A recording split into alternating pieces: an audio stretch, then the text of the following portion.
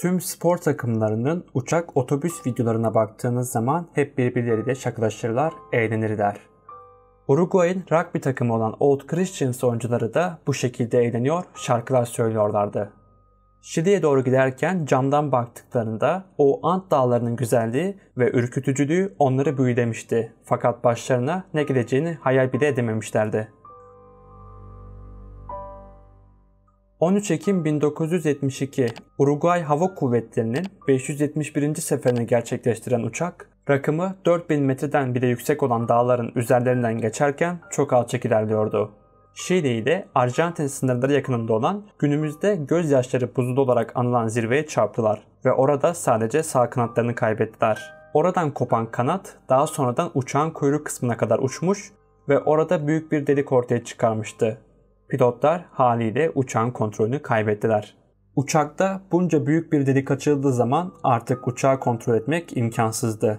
Pilotlar ne kadar çabalamış olsalar da onlar da kontrol edemedi. Karlarla kaplı dağın üzerinden kayan uçak büyük bir kar kütlesine çarpıp paramparça olmuştu.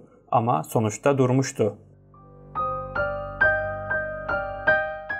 Mürettebat ile beraber 45 kişiden 12'si direkt kaza sebebiyle ölürken 6 tanesi o kazada aldığı yaralar sonucu daha sonradan hayatını kaybetti. 27 kişi ise direnmeye devam ediyordu. Tıbbi malzemeleri veya bolca yemekleri yoktu. Aslında hiç yemekleri yoktu. Pilotların çantalarında bulunan az biçimde kalmış kraker, çikolata ve şarapla hayatta kalmaya çalışacaklardı. Tam 27 kişi. Günler geçtikçe elde yiyecek bir şey kalmayınca zayıf insanlar teker teker eleniyordu. Soğuk ve açlık yüzünden 3 kişi daha hayatını kaybetmişti. Yardım gelemiyordu çünkü bu kadar karın arasında o beyaz uçağı görmek çok ama çok zordu.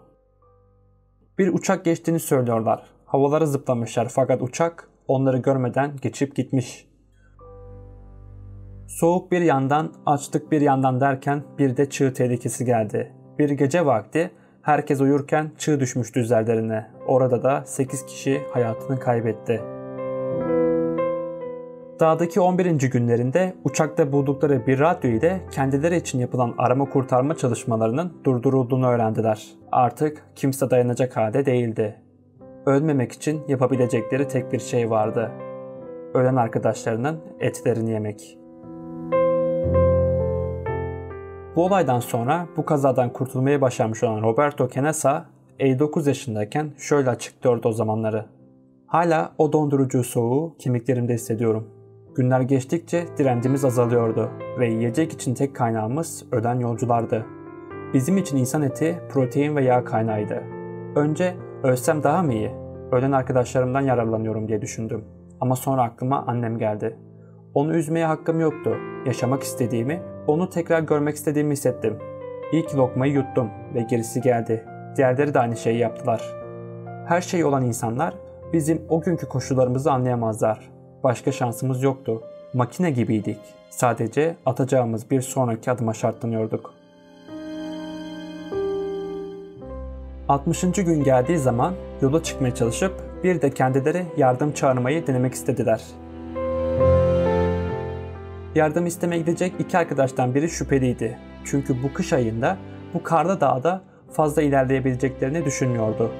Soğuk iyice dinsin, öyle çıkarız yola demişti. Ancak çok sevdikleri bir arkadaşları bir gün sonra açlık ve soğuktan dolayı ölünce bu artık son çaremiz demeye başladılar. Artık yola çıkacaklardı. 12 Aralık günü bu iki arkadaş dağlara tırmanmaya başladılar.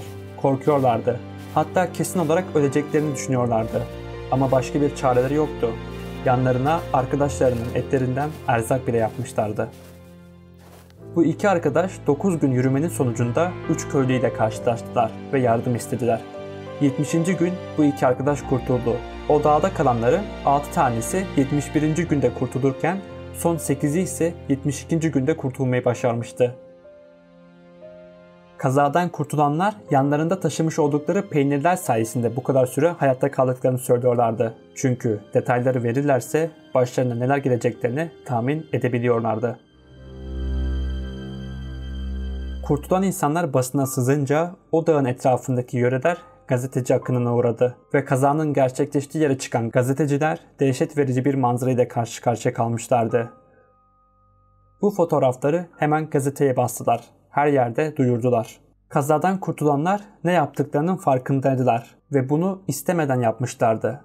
Bütün dünyaya hayatta kalabilmek için yaptıklarını ve kötü bir şey olduğunu farkında olduklarını söyleyip duruyorlardı. Fakat buna rağmen basın bunu bırakın kurtuluş hikayesi olarak anlatmayı sadece yamyamlık vakası olarak görüyorlardı ve tarihe böyle geçmesini sağladılar.